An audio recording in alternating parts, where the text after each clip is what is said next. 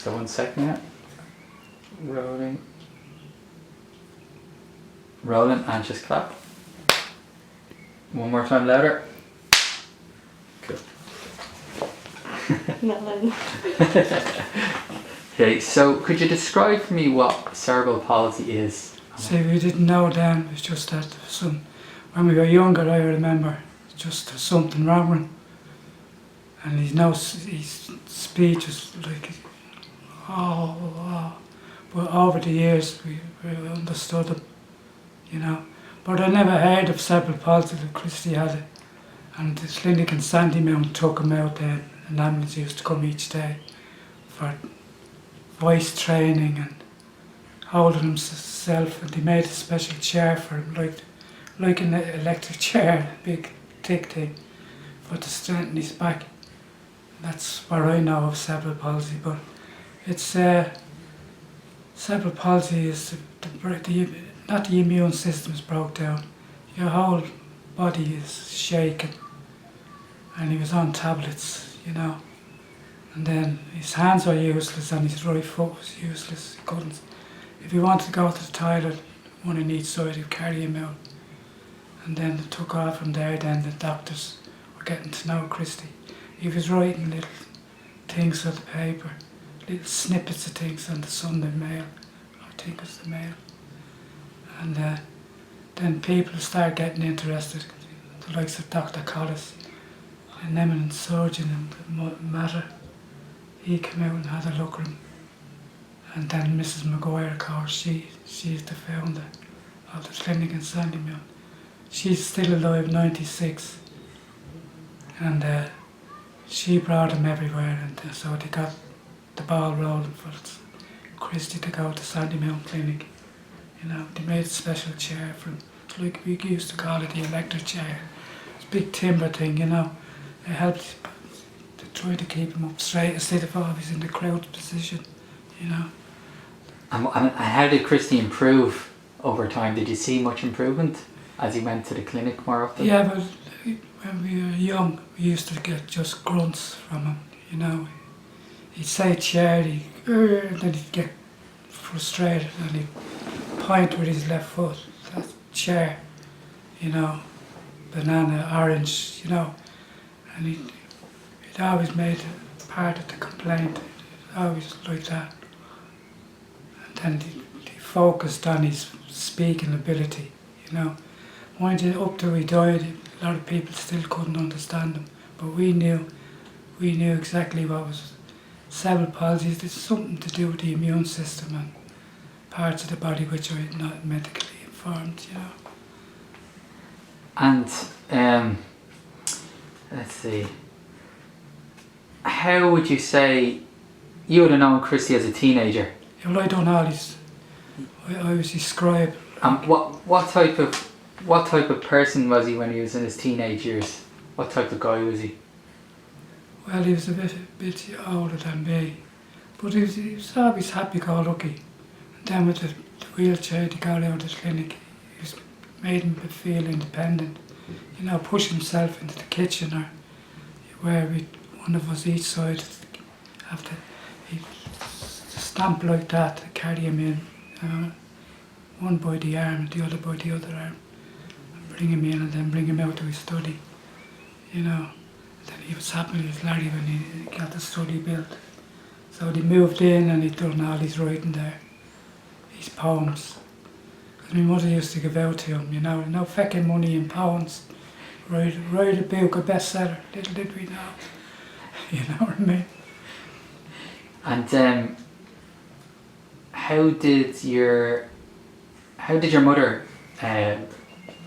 how was your mother and Christy's relationship? What was that like? Oh, very close. She knew before we could understand the meaning of cerebral palsy. She knew. Very intelligent woman, my mother, not, you know. And she knew by just these expressions he'd make at this particular time. She knew by then he'd bang his left foot. You want a cup of tea? And his eyes would light up, you know. That's how we got to understand him. every move. I knew well, but all of us was around. He's older than me, but the rest of the younger family all knew exactly where. If you pushed them out into the garden, kids would come by and they'd be laughing, you know, they didn't understand them. But we knew exactly what he was saying, F-U-C-K. You know, he was a gas character. But Chrissy was well able to stick up for himself. Oh yeah, yeah. He put it into words, and then he got telepathy as a speech. He had a teacher out explaining, you know. So he kind of wasn't too happy with her because she was supposed to be teaching him the proper words A, B, starting off, and he'd say fucking. That's the only word which he'd use was the F-U-C-K. That's my memories of him, you know what I mean. Then the elder brothers all moved off, so it left me, Sean, Paddy, Peter, and 7 of us. The rest were all fly to nest, you know what I mean. That's cool. So describe Chrissy's relationship with your dad. What was that like? I never took much notice. Father was a hard man, you know, he was very Victorian ways, you know. And but if we used to play drafts a lot. Christy he was a great draft player. And I remember losing the head because he was cheating, you know. So I said something, you're cheating, and all of a sudden I felt like a clatter off my father. You don't be speaking to him that way. Do you hear me? I'll kill you. Father, something else. And he died a young man, 53. You know. And tell me, let's see. Let's see, how are you doing on that? How are you holding up? Do you want a drink of water or anything? No, thanks. You alright? Yeah, you're doing great. It's very good, isn't it? It's really good. So, hang on. Okay, so, what's your, let's see. See, what I want to do really is focus on different areas. Areas, yeah. So, when Chrissy's a teenager, Yeah. because that's probably when you would have known him best, isn't it? Well, And when he was an adult.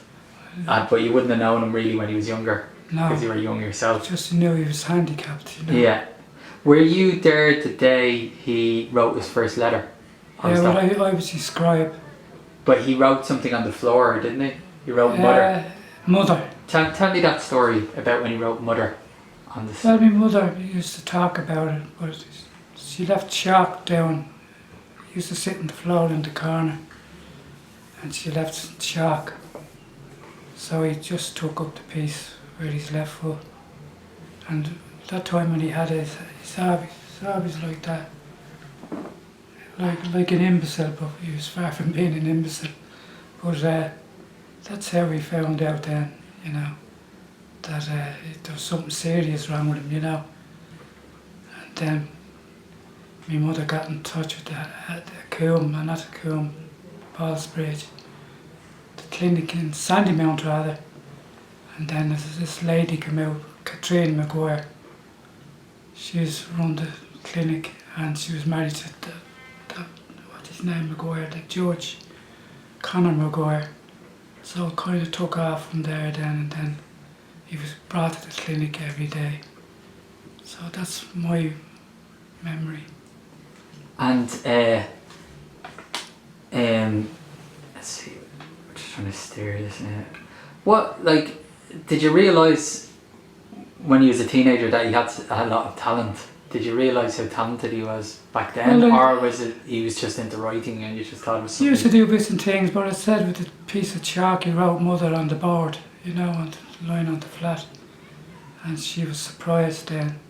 So Katrina Maguire came out and said, mentally he's bad, physically he's bad, mentally he's a genius. Not a genius, but, you know, there was nothing wrong with his education. And this is every way cerebral palsy affects your brain. So it took off from there. So then I used to come from school, and I want to write a letter to Katrina Maguire, the Lady Alma she was. And I used to take dictation from him. And then he started writing down all the days. But the only thing he loved poetry. So I have a very important plaque on the wall out there. It's to my mother when she died. I remember him writing it, you know. And she started buying him books and magazines and papers. He was behind it all. He was literary genius, you know. So when did he was writing poetry in his teenage years, was he? Or when he grew older? A bit older he was writing. But I don't remember that particular part. But if you wanted to write a letter, I used to take dictation from him, you know, get the stamp it and send it off to Katrina Maguire. Then she brought on Dr. Collis and he brought on a specialist from England that dealt with cerebral palsy and all this. But they couldn't do one. Well, they got him mentally, the killer part, if it's mental he wouldn't understand, but being have a body that was useless and a brain that was brilliant, you know what I mean? So that's what I remember, Christy. So that morning he wrote Mother on the Floor. Who was there? When my mother was there, I wasn't there, and my other brothers, my sister. Name them for me. Who was there? Sean, this is the younger version of the family. Sean, Anne, Danny, Francie, and myself. I think that's it, yeah. And what was their reaction? Well, they couldn't believe it, you know. When my mother seen Mother written in chalk, she knew it was, at times she had thought it was mental and physical, but brain-wise there was nothing wrong with his head. And when did he start writing his how many books did he write actually? How many books?